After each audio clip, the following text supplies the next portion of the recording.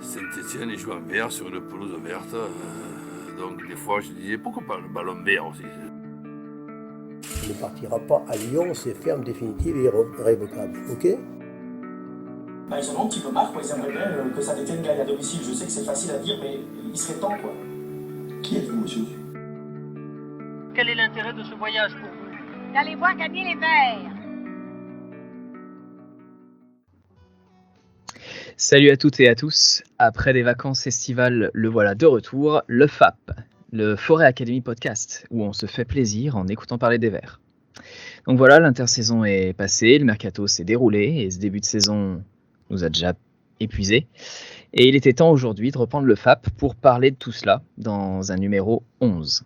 On a pris du plaisir lors de la première saison. Mention spéciale pour l'épisode 6, baptisé Descente dans la mine verte.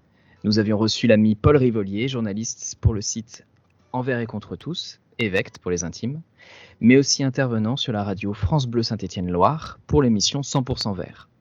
Donc Paul nous avait apporté un regard éclairé sur la formation stéphanoise, qui a donc joué un rôle primordial cette saison. Nous en reparlerons.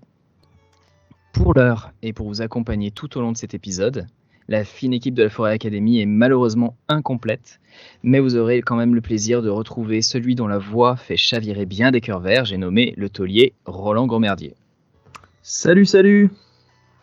Et je rends hommage quand même à l'absent du soir qui est notre ami Robert Vinouzaret qui, pour cause de déformation professionnelle, n'a pas pu nous rejoindre ce soir, donc on pense à lui.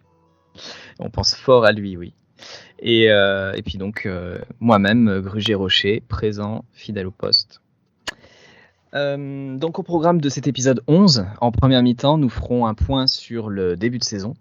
Donc mercato, dynamique des premiers matchs, choix de Puel. Puis en seconde partie de l'émission, nous nous pencherons sur le rachat du club. 3 dossiers sont sur la table et on va les passer un peu en revue. Donc voilà, le Forêt Academy Podcast épisode 11, c'est parti.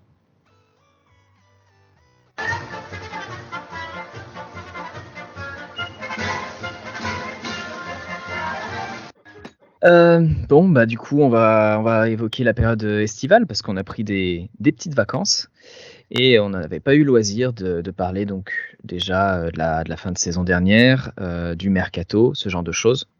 Donc c'est quelque chose qu'on voulait aborder aujourd'hui dans cet épisode. Du coup, Roland, on fait un petit point rapide sur le mercato, les mouvements des joueurs et puis la dynamique que ça a donné. Carrément. Au niveau du mercato, c'est un peu comme l'année dernière, on n'a pas de budget, donc forcément, pas beaucoup d'arrivées. Par contre, on va parler des départs. Il y a déjà les retours de prêt, donc avec les départs de Red Sauce et Modeste. Modeste qui donc s'est bien retapé chez nous pour ensuite aller claquer tous ses buts en Allemagne, c'est cool. Ouais, j'ai vu et ça. Puis Red Sauce, l'énigme. Il a joué l'équivalent de 3 mi-temps chez nous, je pense, et puis voilà, terminé. Donc on va pas dire qu'on va les regretter. Enfin, moi, personnellement, je les regrette pas. Je sais pas ce que t'en penses, mais... Non, absolument pas. Après, sur le plan humain, ça avait l'air d'être des bons mecs. Ouais, mais voilà, on n'a pas forcément besoin de bons mecs, on a besoin de bons joueurs. Voilà. Ouais, puis on a eu aussi le départ de Pape Cissé. Yep. Donc là, par contre, c'était un joueur qui a beaucoup joué chez nous. Il a fait quasiment toute la deuxième partie de saison en titulaire. Bon, c'était... il a quand même bien stabilisé la défense, sans dire que c'était non plus un crack. C'est un départ qui fait mal, surtout quand on voit un petit peu la passoire qu'on a en ce moment au niveau de l'arrière-garde stéphanoise. Donc je pense que oui, ce départ, c'est peut-être celui qui nous fait le plus mal.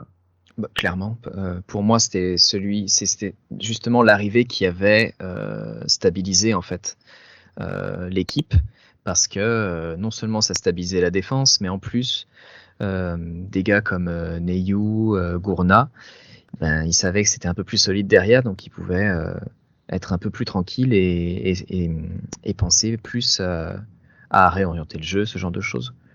Donc, c'est sûr. Parce que là, maintenant, on se retrouve à jouer avec Kolo Djezak en défenseur central ou Nadé, qui jouait l'année dernière à Quevilly. Enfin, moi, j'ai rien contre lui, mais c'est quand même pas le même niveau, quoi. Donc, et puis Kolo Djezak, on en a encore eu la preuve hier. Il a l'air d'être plus doué au volley qu'au football, mais voilà, quoi. Donc c'est un peu compliqué là, en ce moment, la défense centrale, et c'est vrai que le départ de Pape Cissé fait du mal. Il y a aussi un autre départ qui est du coup pas un retour de prêt, et j'enchaîne sur les non-prolongations là, c'est Debuchy. Parce que son apport dans le vestiaire et sur le terrain, c'était quand même quelque chose. On voyait qu'il rassurait beaucoup les gars, il les encadrait. On n'avait pas le même bilan de points avec ou sans lui, fut un temps. C'est vrai qu'il a fini un peu sur les rotules, mais c'est normal, il enchaînait beaucoup trop de matchs sans doute pour son physique. Mais voilà, c'est un départ qui fait mal. Ouais, et puis surtout que pour moi, Debuchy, il n'avait pas du tout envie de partir. On l'a un peu poussé dehors, notamment Puel, en fait, en lui disant qu'il ne voyait pas le garder sur le banc. Il lui disait que voilà, le titulaire l'année prochaine, ce serait Masson. Sauf que, bon, moi, j'ai été quand même un petit peu sceptique par rapport à ça. Pas par rapport à Yvan Masson, mais c'est juste qu'il revient des croisés. Et on le voit, en fait, quand on revient des croisés, en général, on enchaîne des blessures derrière musculaires. Parce que, du coup, il y a un genou qui compense plus que l'autre, etc. Donc, c'est un peu compliqué. Et là, il est blessé. Et là, on n'a personne sur le poste de latéral droit. Donc, on se retrouve à faire jouer des joueurs qui ne sont pas faits pour ce poste-là. On bricole. Et au final, si on avait eu Debuchy cette année, bah écoute, moi je pense qu'il nous aurait rendu de bons services encore en début de saison. Je suis tout à fait d'accord. Et que ce soit en position de latéral dans une défense à 4, ou alors, pour dépanner en piston dans une défense à 5, mais aussi en central droit dans une défense à 3. Et c'est un truc qu'il a déjà fait en Angleterre. On voit qu'il pouvait apporter en plus même d'un point de vue aérien. Donc, je suis un peu déçu de ce départ. Vraiment là, j'ai pas trop compris le mouvement. Puel pensait sans doute que Debuchy aurait voulu se battre pour sa place et donc n'aurait pas laissé Masson s'installer. Mais après, c'est le meilleur qui joue, donc voilà. Hein. C'est ça. Autre départ, donc Kevin Monet-Paquet, historique pour le coup de la maison. C'est son deuxième déjà, lui. Et c'est son deuxième départ. Ouais. Après, moi, j'avais pas compris pourquoi on l'avait rappelé, mais bon. Ouais, moi voilà, non plus. en fait, on l'a rappelé, et malheureusement pour lui, il s'est blessé assez gravement 2 fois de suite, donc il n'a pas tellement joué non plus chez nous. Et puis, quand il a joué, il était Monet-Paquesque, quoi. C'est-à-dire que, oui, il court beaucoup, mais finalement, il a porté assez peu sur le terrain. Donc, et puis bon, il a peut-être eu un peu de mal à se remettre de ses blessures aussi. Donc, non, c'est pas. C'est ça, je pense. J'ai l'impression surtout. Voilà, c'est pas un départ que je juge regrettable entre guillemets. J'ai rien contre le joueur ou contre l'homme, hein. C'est pas du tout ça. Hein, mais voilà. Et après ce départ et puis le retour de Monet-Paquet, on a eu donc le faux départ d'Amouma. Ouais, tout à fait. Je sais pas ce que t'en as pensé, toi. Parce qu'on n'avait pas l'occasion d'en parler. Ouais, bien sûr. Moi, ce que j'ai, Amouma, en fait, je suis un peu mitigé. C'est-à-dire que, en fait, je comprends pas pourquoi on l'a fait revenir, mais en même temps, je me dis que si on l'avait pas fait revenir, on aurait encore moins de joueurs devant, quoi. On est déjà complètement déplumé. Donc finalement, on va pas cracher sur le fait d'avoir Romain Amouma dans notre effectif, parce qu'on sait que sur un match, il est capable de nous sortir un peu le cul des ronces. Mais encore une fois, ce genre de mouvement, c'est triste parce que ça envoie un mauvais message, je pense. C'est-à-dire qu'en fait, en gros, on dit on veut qu'il parte, mais en fait, on va le rappeler quand même parce que déjà derrière, ça suit pas. Et puis on n'arrive pas à acheter d'autres joueurs, donc au final, tant qu'à faire, on fait avec du vieux, quoi. Ouais. Et on sait que malheureusement, l'année dernière, l'attaque c'était pas ça. On a réussi à sauver un peu la face en fin de saison grâce à Wabi Kazri qui a fini en boulet de canon, mais c'est pas grâce à Romain Amouma. Et Romain Amouma, je sais pas si cette saison, ça sera encore quelqu'un sur qui on va pouvoir compter régulièrement.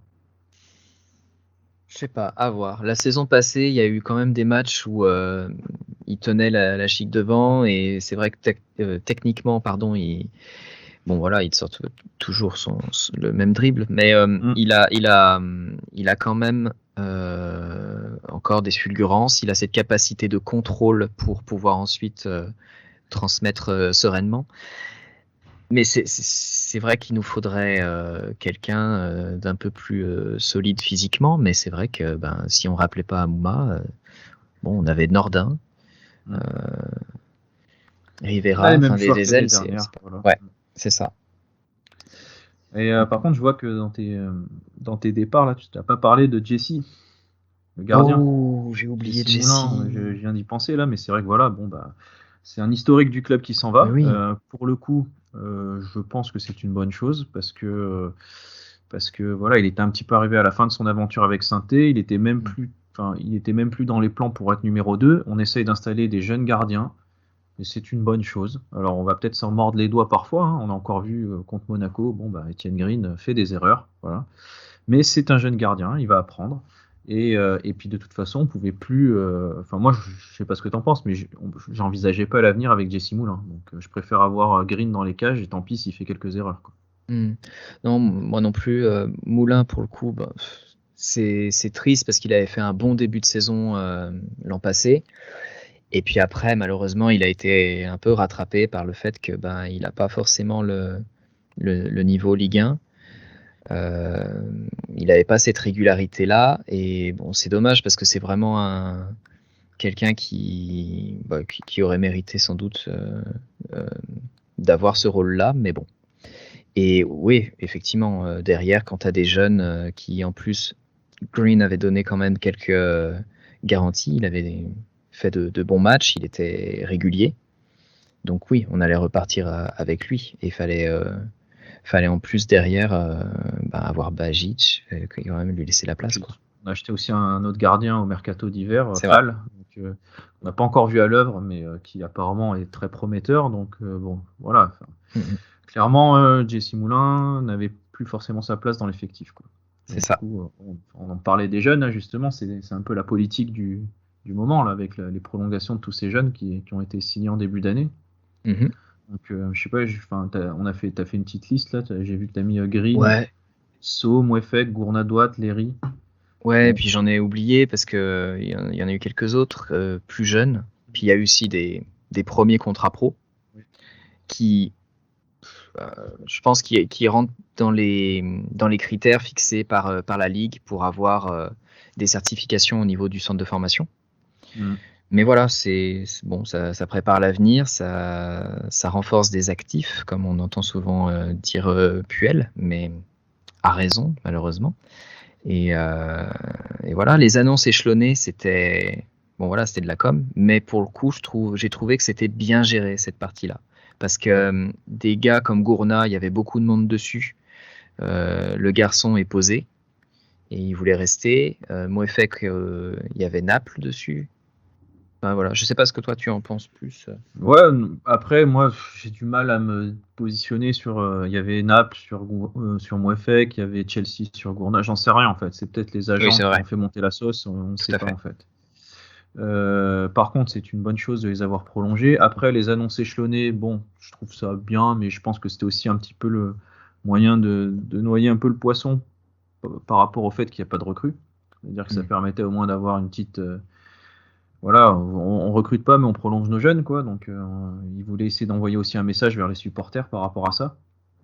Et puis, on a encore vu là en début de saison le jeune Saban, par exemple, qu'on n'avait pas vu jouer avec nous l'année dernière, qui a fait quelques entrées en début de saison. Bon, là, il a un peu disparu du groupe, mais j'avais trouvé pas si mauvais que ça, quoi. Il faut voir si sur la durée il sera capable de s'imposer. Je pense que vu l'inefficacité des attaquants en ce moment, il y a peut-être un moyen de percer pour les offensifs un peu doués.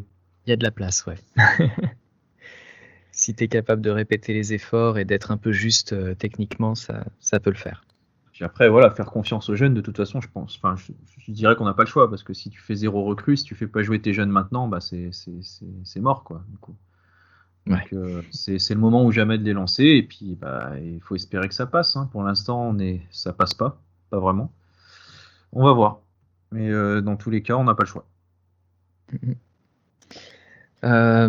Autre chose dont on n'avait pas pu parler, et ça va nous amener après sur les matchs les derniers matchs, c'est Green qui du coup a enchaîné les performances et puis qui a été appelé en équipe de France Espoir avant de faire le choix de l'Angleterre.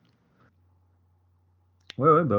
C'est un choix qui peut paraître surprenant. mais qui n'est pas si idiot que ça, je pense, parce que c'est vrai que en France, on a toujours eu quand même une capacité à former beaucoup de bons gardiens. Et puis là, on voit qu'en fait, bon, bah, Lloris est encore installé, il va encore jouer sans doute au moins 2 saisons au plus haut niveau, et que derrière, ça pousse, notamment avec Mike Maignan, qui est parti au Milan cette année, et qui est en train de s'imposer là-bas. Donc, sans doute que le futur gardien de l'équipe de France, ça sera Mike Maignan.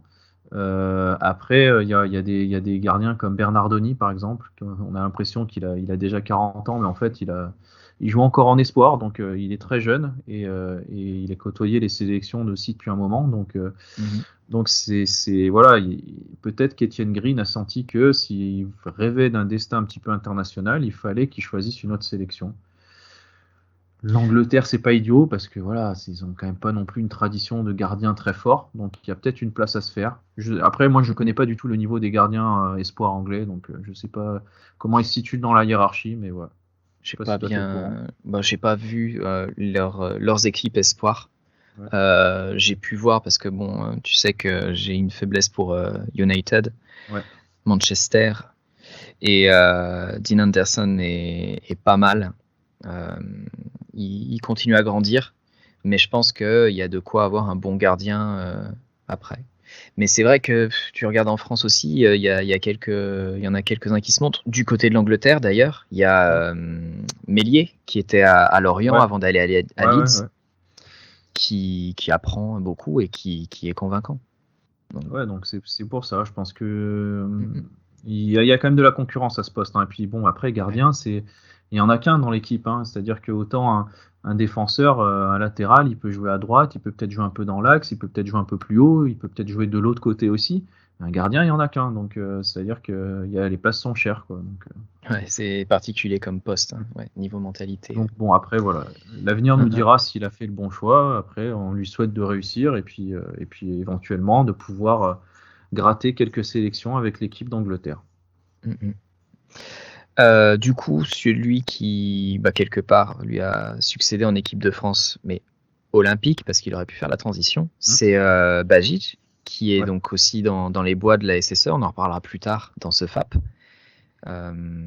Mais voilà, c'est une opportunité pour lui aussi. Ouais, bien sûr. Après, Bajic, c'était lui qu'on pensait justement prendre la succession dans les cages, donc de Ruffier. Dans un premier temps. Bon, finalement, ça s'est pas fait. C'est Moulin qui a pris sa succession. Et puis, on pensait qu'après Moulin, ça serait lui, du coup. Et finalement, les rares matchs où il a été titularisé, il n'a pas eu de bol. Il s'est quand même fait... il s'est quand même troué, s'est fait trouer plusieurs fois. Notamment, il a pris un 4-0 contre Monaco la saison dernière. Voilà, Monaco, c'était vraiment pas sa faute. Et Sochaux, il a joué en Coupe de France. Ça, c'est les matchs casse-croûte. Ça, c'est la reprise en janvier. On le fait jouer à Sochaux, il fait -12. Bon, t'as Cissé qui arrive de Grèce, qui prend le froid. Voilà, c'était pas un cadeau non plus. Donc, il a pas été mis dans les meilleures conditions. Écoute, moi je dis que là, de toute façon, il va avoir l'occasion de prouver un petit peu ce qu'il vaut, puisque normalement, ce sera lui qui disputera le derby. Puisqu'apparemment, Étienne Green serait suspendu pour les 2 prochains matchs. Ouais. Donc il va déjà jouer contre Nice, et après il y a le derby. Donc c'est pas des cadeaux non plus. Tests, Et donc malheureusement pour lui, ça va peut-être encore mal se finir. Mais voilà, il faudra pas tout lui mettre sur le dos non plus, je pense, parce que autant Étienne Green a fait des erreurs, autant je trouve que la défense l'a pas forcément toujours bien aidé. Non, clairement. On y reviendra, mais c'est vrai que là, ce que j'espère, c'est que les deux gardiens jouent pas avec une épée de Damoclès au-dessus de la tête. Ouais. Je pense que la hiérarchie, elle est assez sûre dans le sens où Green a quand même montré de la régularité et du caractère en fin de saison dernière. Mais voilà, à Bajic de se montrer. On suivra aussi l'évolution de son contrat. Parce que malheureusement, ça s'est pas passé comme on l'aurait espéré. Donc, je pense qu'il est en fin de contrat là, c'est ça, en fin de saison, Bajic. C'est ça. Bah oui, on va voir. Après, là aussi, on a entendu un peu tout et n'importe quoi, qu'il avait des exigences, etc. Bon, je sais pas ce qui est vrai. Du coup, voilà, peut-être que ils arriveront à tomber d'accord pour une prolongation, ou peut-être pas. Je pense que ça va dépendre aussi de ses performances, hein. C'est-à-dire que C'est ça. si il assure dans les cages, il va peut-être se dire je peux aller gratter une place de titulaire ailleurs. Bon, s'il est moyen, il va se dire je vais peut-être assurer le coup en re-signant à Saint-Étienne, quoi. Ouais, ou peut-être l'inverse, si jamais il voit qu'il joue ici. Il vaut peut-être mieux rester ici et faire 1 ou 2 saisons avant de partir. Ouais. On verra, il y a beaucoup d'inconnus. Mais bon, pour l'heure, on va parler des matchs de ce début de saison. Dis, Astérix, qu'est-ce qu'ils font, les pirates?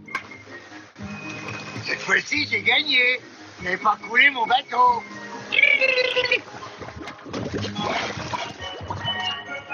Ils sont fous, ces pirates.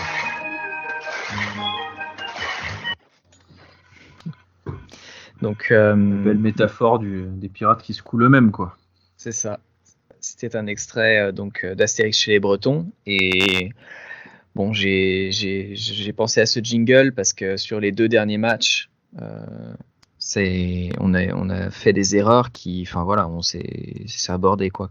Et sinon, ouais, du coup, au niveau bilan comptable, on reste sur 3 faméliques points en 7 matchs avec une diff de but de -7. On est avant-dernier de Ligue 1 et on reste sur 4 défaites consécutives avec des matchs qui se profilent, qui ont l'air sérieux. Donc ça va être compliqué. Et je pense que je veux dire, c'est pas une fatalité si on perd contre Nice ou Lyon, vu les différences de budget, mais ça va mettre la pression, quoi. C'est ça, c'est que si tu te retrouves avec 3 points en 9 matchs, là ça va commencer à sentir très mauvais, quoi. Donc, et même si Lyon ou Nice sont des équipes qui jouent le haut de tableau et contre lesquelles on n'est pas censé être en mesure de rivaliser, il va quand même falloir essayer de prendre des points, quoi. Bah, clairement. Surtout avec le derby. Ouais. Après, sur les 2 derniers matchs, on peut regretter vraiment beaucoup de choses, notamment contre Bordeaux, qui est un match pour moi qu'on ne doit jamais perdre. On a beaucoup plus d'occasions, on n'arrive pas à les mettre au fond. Et puis on se fait punir sur 2 erreurs individuelles encore. Et c'est vraiment rageant parce qu'au final, ça fout un peu tout en l'air. Et contre Monaco, c'est un peu pareil, hein. On touche 3 fois les poteaux, on prend un rouge qui est complètement mérité, hein, c'est pas le sujet. Kolo Djezak qui fait du volley dans sa surface. Voilà, quoi. À un moment, si les attaquants ne marquent pas, si les défenseurs font des conneries, si les gardiens sortent les pieds en avant, ouais, comme tu dis, on sait s'aborder, quoi. Donc, et il faudra éviter de répéter ces erreurs face à Nice ou à Lyon, parce que là, ça pourrait finir en grosse branlée, par contre. Ouais, vraiment. On a des Nice qui a foutu du 4-0 à Lille et à... je n'ai pas... Mais voilà, qui joue plutôt bien. De toute façon, c'est Galtier à la baguette, donc c'est solide. Et il y a des joueurs doués techniquement. Et en plus, derrière, on a Lyon qui commence à se trouver un fond de jeu. Qui a un milieu de terrain de très bonne qualité, donc ça va être très compliqué. Très compliqué. En plus, on a une grosse malchance parce que, ouais, tu l'as dit, les 3 poteaux contre Monaco, on a la flaque d'eau. Ouais, la flaque d'eau qui arrête l'espèce de frappe complètement cutée de mon Moukhoudi, mais bon. Ouais, bon, il y a des faits de jeu, il y a de la malchance, et des fois, quand ça veut pas sourire, ça sourit pas, et du coup, tu as l'impression que tout se ligue un peu contre toi pour t'empêcher de gagner. Mais voilà, il faut sortir un peu de cette mauvaise passe et il va falloir gagner rapidement. Donc là, c'est sûr qu'il y a 2 gros matchs qui nous attendent et c'est pas les plus évidents, mais il va quand même falloir les jouer à fond et essayer de gagner. C'est vrai qu'il n'y a pas de fatalité, mais c'est le fait que les joueurs, comme l'an passé, sortent des discours en disant le club n'est pas à sa place, etc. Non, on est à notre place vu comment ça se passe sur le terrain. La vérité du terrain, tu peux pas faire sans. Mais il y a des choses, autant contre Bordeaux, j'étais au 36e dessous, j'avais pas envie de faire l'académie. Et Monaco, il y a quand même des motifs d'espoir. Dans le jeu, c'est Kovac qui a dit qu'on avait quand même bien joué. Et c'est vrai qu'il y a des séquences où les joueurs se retrouvaient un peu plus. On a vu quelques jeux en triangle.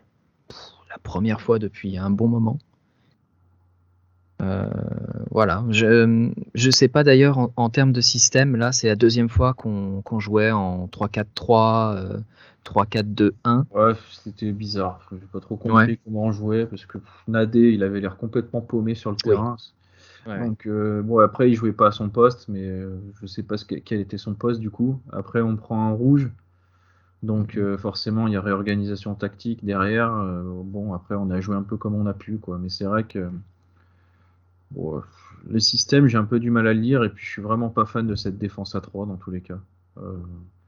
Je suis pas sûr que ce soit la solution. Je préférerais qu'on joue à 4 et puis qu'on ait un système un peu plus classique que le système avec les pistons là, mais bon.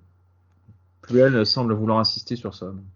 Je sais pas, je suis assez partagé parce que dans la mesure où voilà, si Masson peut pas enchaîner à droite, avoir un gars comme Bouanga, c'est plutôt pas mal vu sa capacité à répéter les efforts. On l'a vu contre Bordeaux, il nous sauve le derche sur un centre. D'ailleurs, contre Bordeaux, on n'a pas forcément bien vu l'animation non plus parce que toute la deuxième mi-temps, elle est sabrée par la météo. Mais lorsqu'il y avait eu un renouveau sous Puel lors de sa première saison, quand il arrive après Nîmes, etc., et que Bouanga jouait bien et portait l'équipe à bout de bras d'ailleurs, c'était dans un rôle de piston gauche. J'attends de voir d'autres matchs avec ce système-là pour voir. Parce que sinon, on a joué en 4-3-3 ou 4-2-3-1 à deux reprises avec une configuration très proche. Mais bon, on peut pas dire qu'on a été convaincu non plus par le contenu des matchs précédents. Non, c'est sûr. Et c'est dû surtout à la forme des joueurs plus que les systèmes. Parce que j'ai l'impression que Puel met des choses en place. Donc, dans l'académie, j'ai dit que la responsabilité du staff par rapport aux transmissions et justement à passer en phase offensive. Voilà, et on voit qu'il y a des problèmes, c'est pas réglé depuis la saison dernière, c'est vraiment indigeste à voir. Mais voilà, t'as les joueurs qui se trouent, quoi. Donc, c'est pas forcément la faute des systèmes en eux-mêmes. Non, c'est sûr. Après, pour les joueurs, de toute façon, on a les mêmes problèmes que la saison passée, c'est-à-dire que les cadres qui sont pas au niveau. Bon, on a déjà évoqué Kolo Djezak, on va pas en remettre une couche, mais même des Kazri ou des Amouma, bon, on a un petit peu parlé au début, sont pas du tout au niveau non plus, je trouve. Kazri nous a quand même mis les rares buts qu'on a marqués, donc on va pas non plus lui reprocher ça. Hein, il a quand même marqué, c'est déjà pas mal pour sa part. Bouanga, c'est vraiment sur courant alternatif. Il est capable, là comme contre Monaco, de mettre un super extérieur du pied dans un trou de souris, mais aussi de louper, de ne pas arriver à cadrer contre Bordeaux alors qu'il est quasiment seul face au gardien. Voilà, enfin c'est Bouanga, c'est vraiment très très irrégulier et il a quand même fait plus de mauvais choix. Je parle juste en termes d'attaquant pour la finition. Que de bons choix depuis le début de saison. Donc voilà, on attend un peu plus de lui maintenant. Hein. C'est sa 3e saison chez nous là. Il fait partie des cadres lui aussi maintenant. Donc il faut qu'il s'impose et il faut qu'il tire l'équipe vers le haut. Donc voilà. Clairement. Un autre qui fait figure de cadre aujourd'hui, c'est Moukoudi. Et pareil, hein, irrégulier depuis le début de saison. Donc quand tu rajoutes à ça Kolo, Masson, Nadé qui sur certaines actions, notamment le premier but de Bordeaux, fait des erreurs. C'est pas Nadé sur le premier but, c'est Moukoudi, tu veux dire. Alors, il y a Nadé qui part, qui a aspiré, et Moukoudi aussi. Nadé n'a pas joué contre Bordeaux aussi. Attends. Non. Nadé, je suis pas sûr qu'il ait joué contre Bordeaux. Ah, je vérifierai. En tout cas, je me souviens de Moukoudi sur l'action. Moukoudi contre Bordeaux, bouge il pas, était qui est nul. bras ballants. Ouais. Puis c'est lui qui remet la balle dans l'axe sur le deuxième but. Et puis en plus dans l'entrejeu, on a un nouveau capitaine qui était notre meilleur joueur la saison dernière et qui là a fait un passage sur le banc parce que il n'arrive pas à enchaîner les performances. Ouais. Puis après, il a même fini arrière droit, puisque avec la réorganisation tactique suite à l'expulsion de Green, c'est lui qui est passé arrière droit. Et il a finalement fait son taf, quoi. Il n'a pas été si nul que ça en tant qu'arrière droit, mais après, disons que c'est un peu, c'est un début de saison un peu poussif pour lui aussi. Après, moi, je lui demande pas non plus de. Voilà, c'est pas lui le plus créatif. Je dirais un peu plus de mal de Neyou, qui est vraiment, lui pour le coup, qui nous avait vraiment bluffé la saison passée. Même si on sentait qu'en fin de saison, il commençait un petit peu à être moins bon. Et là, il est vraiment, il est sur les bases de sa fin de saison, donc c'est vraiment pas bon du tout. Il porte plus la balle, il apporte plus aucun danger. Je le trouve un peu vraiment en dedans. Ouais, il est en dedans. Il a toujours une certaine capacité dans la transmission. Il nous a fait du bien contre Bordeaux toute la période où on a dominé en première mi-temps. Mais c'est beaucoup moins incisif, bien sûr. Non seulement les adversaires l'attendent au tournant, mais il a moins de mordant. Et Nadé a bien joué contre Bordeaux. Et effectivement, il est bien impliqué sur l'action. Il se fait aspirer juste avant Moukoudi. Je me rappelais même plus qu'il avait joué. J'ai oublié ce match de toute façon. Et je comprends. Et du coup, ça annonce pas de bonnes choses pour la suite de la saison. Tu les vois se redresser la barre, pour rester dans une métaphore maritime. Avec ce que je vois, c'est compliqué. Hein. Mais il va falloir le faire, parce que sinon, là, on y va tout droit. Hein. Clairement. Il n'y a pas le choix. Donc, c'est pas je les vois, c'est il faut. Voilà. Il faut qu'ils redressent la barre. Sinon, c'est la Ligue 2 assurée. Clair. À la limite, il y aurait un espoir, mais bon, j'y crois pas trop, c'est que la vente du club se fasse rapidement et que il y a un petit investissement lors du mercato d'hiver. Mais bon, quand on en est à se rattacher à ça, c'est compliqué. On va parler de la vente du club, du coup, d'ailleurs, petit jingle.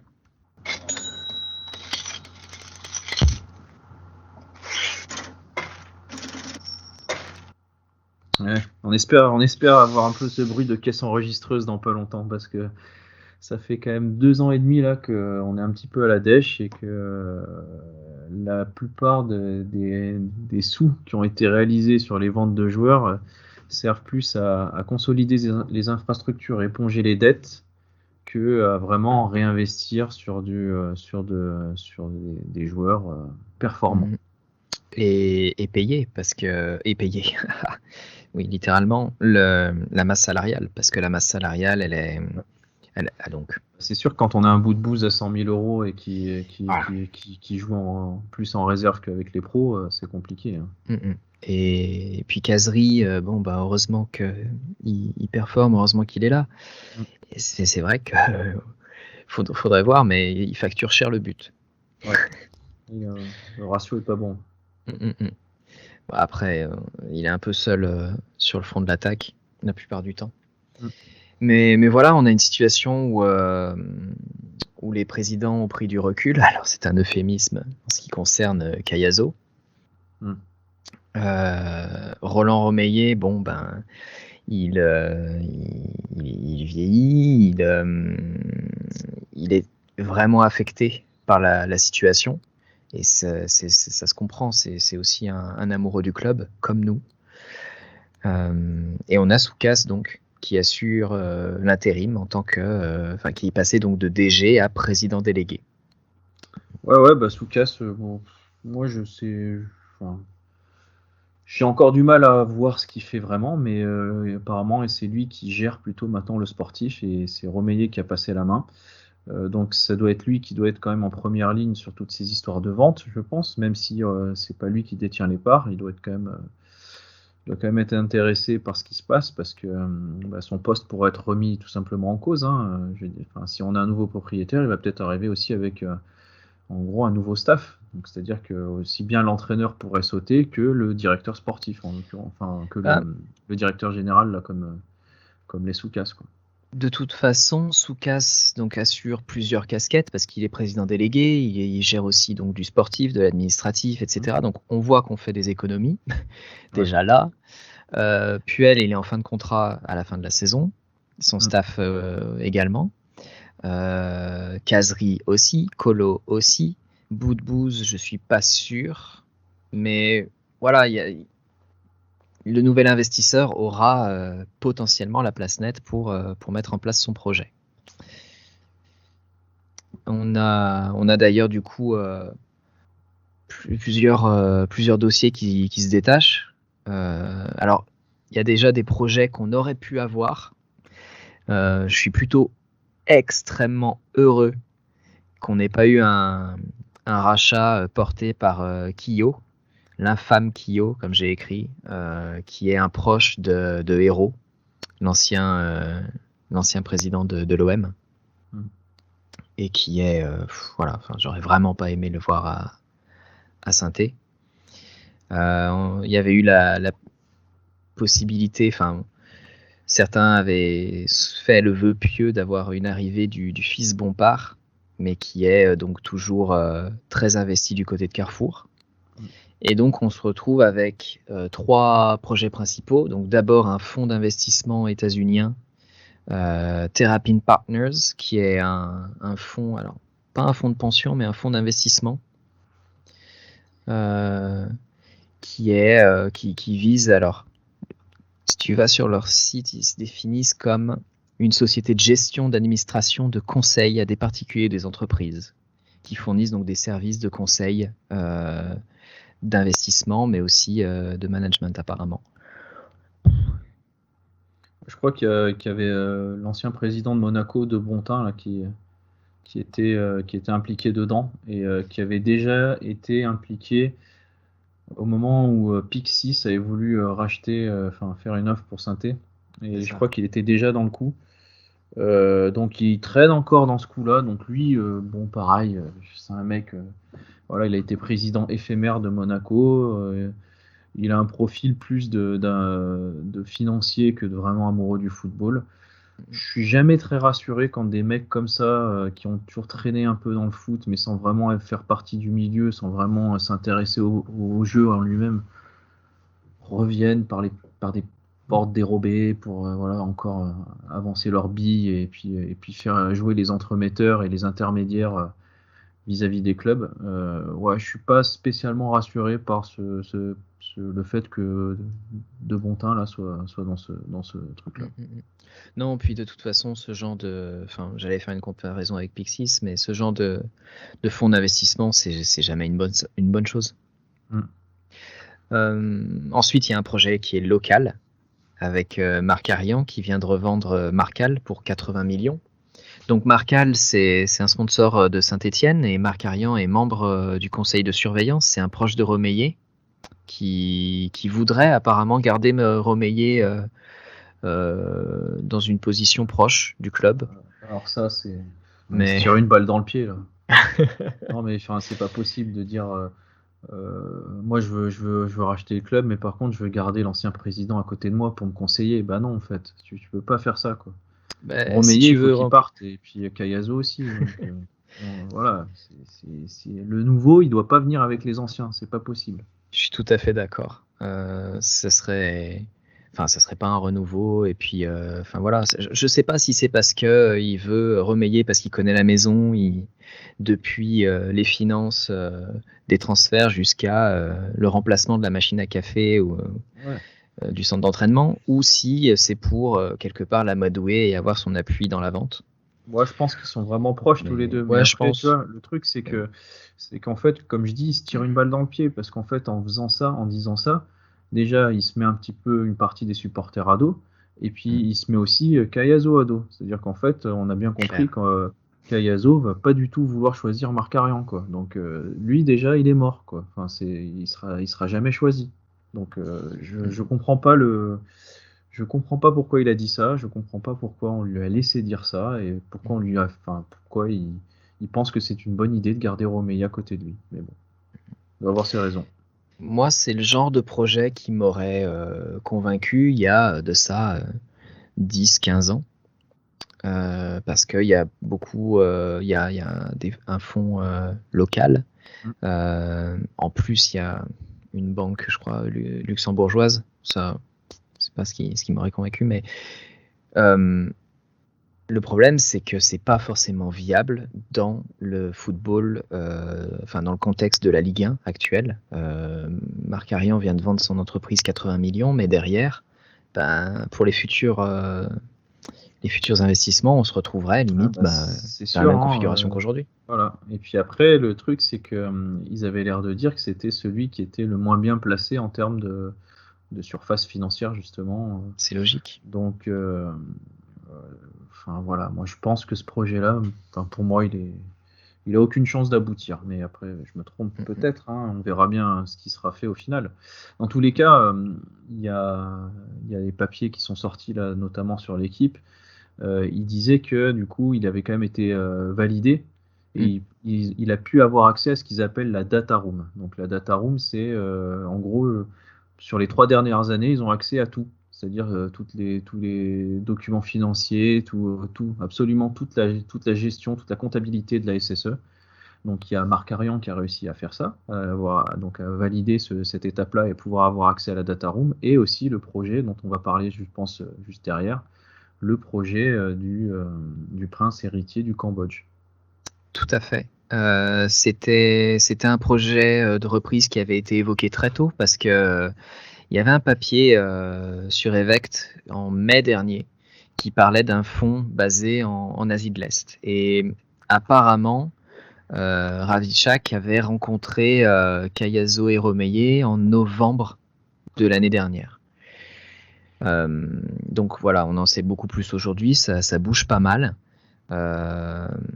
C'est un gars qui est francophile, il a sa famille qui a des attaches en France depuis longtemps.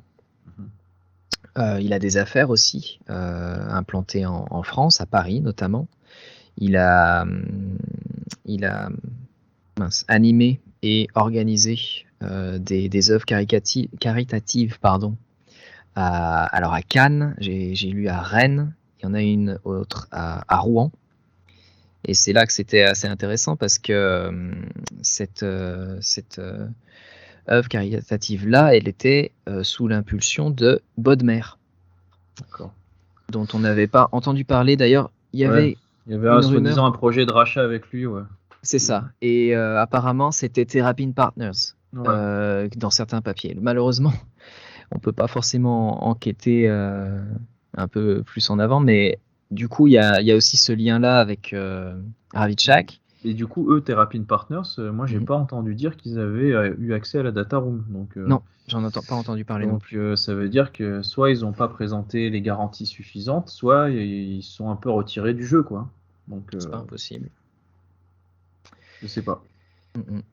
Et en tout cas, je sais pas ce que tu en penses de ce projet-là avec Ravitchak qui a communiqué récemment. Ouais. Alors oui, donc du coup c'est ce que je disais, là, il y avait un papier aujourd'hui dans l'équipe là. Et puis d'ailleurs, le club a aussi communiqué en disant qu'ils engageaient une agence de com pour gérer leur communication tout autour de ce projet de rachat, parce que notamment il y a un devoir de confidentialité en fait sur ces histoires de rachat, et les personnes qui soumettent des offres n'ont pas le droit de parler de ce rachat, de communiquer dessus de quelque façon que ce soit.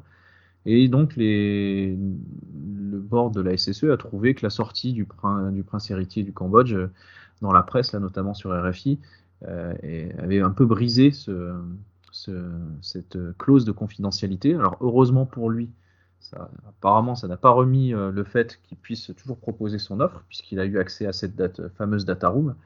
Mais voilà, ils ont commencé à dire, ils ont voulu verrouiller un petit peu la communication, parce qu'ils ont dit, on sait très bien que dans ces histoires-là, il y en a qui cherchent aussi à se faire une petite pub, personnels sur le dos du club notamment, et qui n'ont jamais l'intention de racheter quoi que ce soit, mais voilà, que ça fait parler d'eux et que ça peut servir d'autres intérêts. Donc ce qu'ils veulent, c'est justement que les personnes qui sont vraiment sérieuses et qui veulent s'investir à la SSE respectent cette clause de confidentialité. Donc là, je pense que le prince héritier, on n'en entendra plus parler à moins que son offre soit choisie.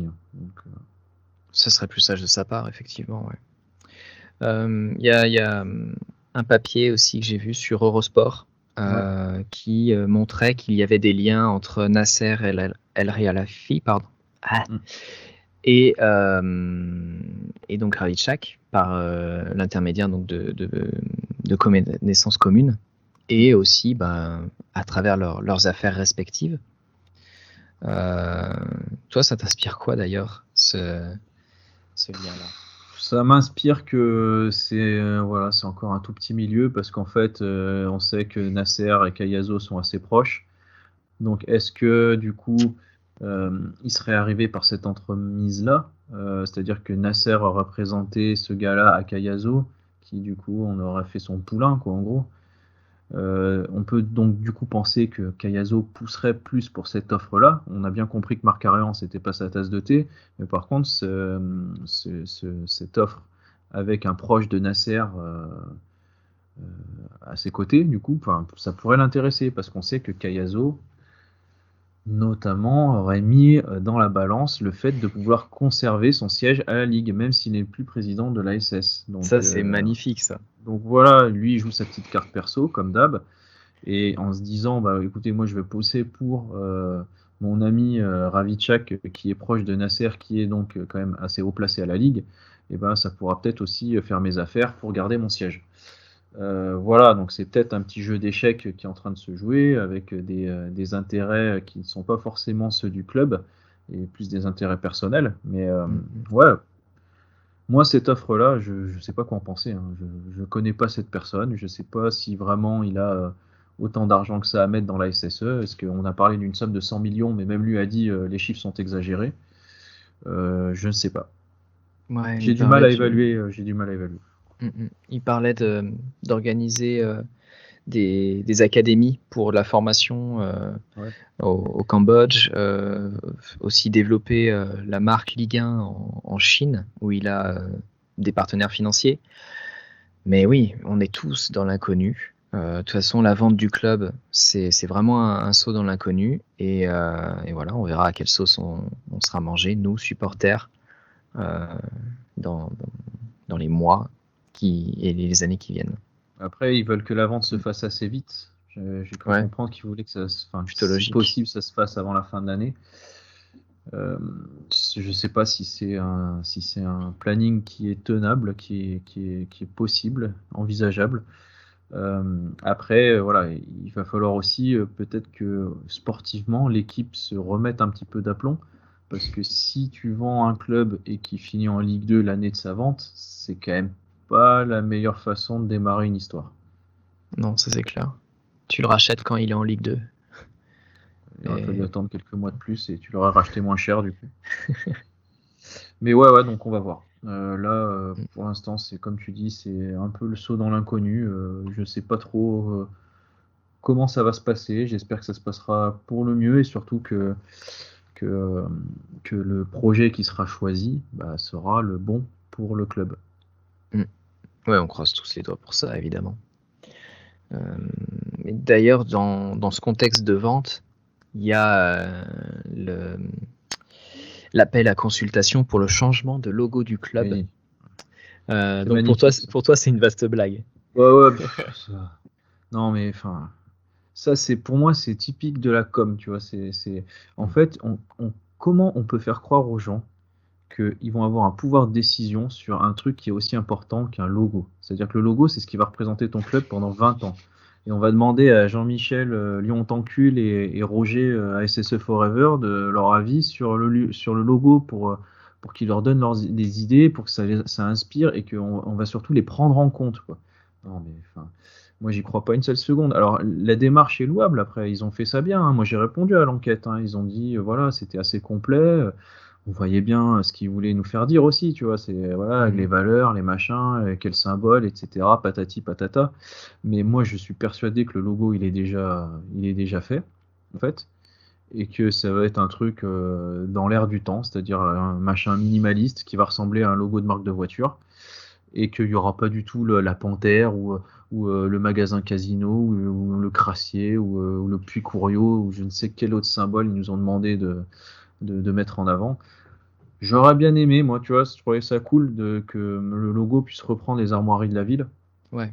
Mais même ça, je suis pas sûr que ça sera dessus. Donc voilà, je pense que c'est un peu compliqué. Voilà, puis il y a un changement de logo alors qu'on est en train de vendre le club. Est-ce que c'est le meilleur timing? Ouais, je suis pas sûr. Ouais. Moi, je me demandais à un moment donné si ça n'avait pas été initié par peut-être Romeyer pour couper l'herbe sous le pied, donner une nouvelle identité visuelle, comme ça, s'il y a un nouvel investisseur qui arrive. Départ. Ouais, Cadeau de Roro. Comme ça, il serait satisfait que les valeurs soient respectées, l'identité, etc. Après, un logo, je vais dire, là, ils font ça, ils font changement de logo. Alors, imagine, ils changent le logo, après le club est vendu. Peut-être que la première décision du mec, ça va dire, ce logo, il me plaît pas, on le change. De toute façon, ça fait 6 mois que vous l'avez, vous n'avez pas eu le temps de vous y attacher, on va en faire un autre. Ouais, mais t'imagines le budget. À Bordeaux, ça a coûté combien? 1 ou 2 millions? Ouais, mais bon, c'était prodigieux, ça. Ouais, bien sûr. Surtout qu'après, je te dis, c'est l'identité visuelle de ton club. Donc après, tu as beaucoup de choses qui dépendent de ça aussi. Il y a quelque chose. Moi, je comprends qu'on veuille le modifier, ce logo, parce que il y a deux choses. Quelque part, il a un petit peu vieilli. Pas énormément, mais un petit peu. Mais surtout, à l'heure où le numérique est vraiment extrêmement important dans le lien avec les supporters, la communication, etc. Le fait que tu aies un petit macaron et au-dessus l'étoile fait que à chaque fois, ton logo, il est plus petit que les autres. Il est plus petit, il est adapté, voilà, c'est ça. Et du coup, il n'est pas lisible. Et effectivement, je pense qu'ils vont chercher un truc qui est assez minimaliste, facile à lire, en fait. Parce que généralement, tu as eu le maître étalon, c'est, imagine, tu as une appli mobile ASSE sur ton téléphone, tu veux cliquer sur le logo. Le logo, il a une certaine taille sur ton écran. Tu cliques dessus, mais il faut qu'il soit lisible déjà. Quand tu as l'appli qui se lance, ton petit logo, il va s'afficher, il va être utilisé plusieurs fois sur le site, il va être affiché en haut de la page à droite, etc. Et il faut toujours qu'il soit lisible et reconnaissable. Donc effectivement, ils vont prendre un truc assez simple, je pense. Moi, j'aimerais bien qu'on prenne des armoiries de la ville. À ce sujet-là, j'aimais beaucoup l'avant-dernier logo de Evect, que je trouvais vraiment bien pensé. Voilà, ils ont adapté ensuite, notamment pour les besoins du numérique. Et j'espère qu'on aura quelque chose qui, quand même, respecte le fait que ça soit un club de foot. Parce que j'ai pas envie de me retrouver avec un logo comme celui de la Juve ou du FC Nantes. Ça, c'est mort. Du Stade de Reims. Ouais, oh là là, Stade de Reims. Non, mais après, c'est quand même révélateur qu'on parle de logo et qu'on parle plus de blason. Tu vois. C'est ça. Fait, on parle plus de blason. On dit pas un blason, on dit un logo. Donc ça veut bien dire qu'en fait, c'est devenu une marque. Donc c'est plus un club de foot, c'est une marque. C'est ça. Il y a des relookings qui ont été plutôt bien pensés. Je sais pas, il y a quelques années, il y avait eu celui de Caen qui avait été sympa. Ouais. Par exemple. Après, bon, les goûts et les couleurs. Mais j'espère qu'on sera un peu plus là-dedans quand même. Ouais, bon. Je sais pas. On verra. De toute façon, je pense que là aussi, on va être assez vite fixé et que ça sortira. Ouais. Non, je crois que ça sort bientôt en fait. Enfin, je sais plus quand est-ce que ça s'arrête là, leurs histoires là, mais je crois que c'est à mon avis début novembre, ça sera fait. Hein. Fin septembre, t'as la fin du sondage. Ils font un petit panel pour jauger machin, mais bon, la décision elle sera prise au sein de l'entreprise qui est basée à Saint-Étienne et c'est effectivement en novembre qu'il y aura les livrables. Novembre, on verra. On en reparlera. C'est ça. Peut-être dans un prochain épisode du FAP. Déjà que celui-ci touche à sa fin. Oui, les bonnes choses ont une fin. C'était sympa de reprendre un peu de service. Ouais, Il fallait se dérouiller un peu là, c'était. C'est ça. Au bout de beaucoup de Et encore une pensée pour notre compère qui n'a pas pu être là ce soir, qui pourra pas participer à la nouvelle saison des pronos, enfin à l'ouverture. À l'ouverture, on verra, il nous C'est rattrapera peut-être en cours de route. Oh bah oui, il pourrait. Bon, en tout cas, on lance le temps additionnel du coup. Et c'est parti. Ouais. Allez. Bon, bah, ce temps additionnel, il y a un petit rappel déjà à faire sur les académies. Il y a celle de Bordeaux qui est sortie cette semaine et celle de Monaco, donc que j'ai déjà le squelette. Elle sortira en fin de semaine. Très rapidement, je pense, d'ailleurs. Sinon, ben, la Forêt Academy, c'est toujours le site hors jeu. Il y a vraiment de nombreuses académies pointues. Il y a le comité de vigilance médiatique. C'est aussi d'autres podcasts, notamment Boulet Rouge. Donc vraiment, on vous invite à jeter un œil sur le site, à parcourir les différentes rubriques parce qu'il y a toujours de belles choses à se mettre sous la dent. La Forêt Academy est toujours sur Facebook. Vous retrouvez le lien en descriptif de l'épisode et vous pouvez toujours nous retrouver sur Twitter. Les liens sont aussi dans le descriptif. Et ben, du coup, on va finir sur la rubrique des pronos, dont le classement n'a souffert aucun débat la saison passée. Victoire écrasante. Ouais, tu peux. Je t'en prie. C'est une victoire écrasante, tout simplement. J'ai fini les pronos avec 9 points. Et ensuite, il y a un petit peloton à 3 points, donc, emmené par Gruget et Robert, voilà, qui finissent une belle 2e et 3e place sur 3. Hein, bon, on va quand même le rappeler.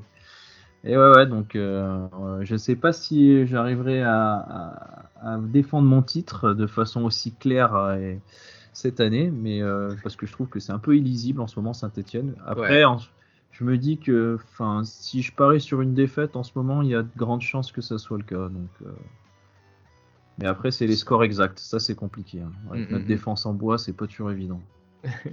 Quand j'avais compté les points, tu étais un petit peu à la traîne au début. Ouais. Et tu nous as vite rattrapé et dépassé grâce justement au score exact, il me semble. J'ai fait quelques trucs sur des scores exacts. 1-1. Et du coup, donc, Saint-Etienne-Nice, qu'est-ce que tu vois, toi ? Bah, ouais, comme je l'ai dit, malheureusement, je ne vois pas Saint-Etienne gagner. Ça me désole. Je sais qu'on a besoin de points, mais je ne vois pas du tout battre Nice. Donc je pronostique une défaite 0-2. Tout à fait d'accord sur le pronostic de la défaite, malheureusement. Et bon, vu que Nice a mis 2-4-0 en début de saison, que là ils ont rencontré des équipes un peu plus solides. Là, ils vont retomber sur quelque chose de bien tendre. Ils vont pouvoir se faire les dents. Et j'ai pronostiqué un 3-0 pour Nice. On est optimiste en tout cas, c'est bien. C'est bien. Bah, je préfère mettre un PEL là-dessus que sur un nul ou une victoire de notre part. Voilà, la grosse cote sur la victoire. Ouais. Si t'es joueur, tu joues la victoire de Saint-Étienne. Ouais. Et là, ça serait le jackpot. Ton équipe de cœur gagne et en plus, ça te rapporterait. Bon, l'optimisme est vraiment pas au goût du jour, mais merci à vous de nous avoir écoutés. Donc le prochain FAP n'a pas encore de date établie, mais on reviendra. On va essayer de revenir, on va essayer de voir si on peut pas refaire ce rythme un peu de tous les 15 jours. On verra, donc peut-être que la prochaine fois Robert pourra nous rejoindre, sinon on essaiera d'avoir un autre invité avec nous pour que voilà, on soit 3 autour du micro et c'est toujours assez cool. Il y a un peu plus d'échanges et d'interaction, donc voilà, on verra. On est en train d'en discuter et puis si on peut faire ça, on essaiera de le faire. C'est ça. Bon, ce sera le numéro 12. Encore merci à vous tous de nous avoir suivis, que ce soit sur cet épisode, mais tout au long de la saison dernière aussi. C'était un plaisir d'avoir ce rendez-vous, d'échanger avec certains auditeurs. Je tiens à remercier les gens qui nous ont dit alors quand est-ce que ça revient, machin. Notamment donc sur les réseaux sociaux, sur hors-jeu. Il y a même des mecs à la Divette qui m'ont dit le FAP, machin, quand est-ce que vous revenez. Donc et voilà, on est là. On va essayer de faire durer ça toute la saison. Et puis ça fait toujours plaisir de savoir qu'on est écouté par quelques personnes et qu'on fait pas ça dans le vide. Donc merci à vous. J'aurais pas dit mieux. Et on se quitte du coup aujourd'hui sur, comme d'hab, c'est une tradition avec la chorale de la Divette. Ouais, évidemment. Merci à tous. Bonne écoute du coup. Et puis à la prochaine. Merci Logé. Merci à toi. Robert Ménage, il va marquer, on va gagner.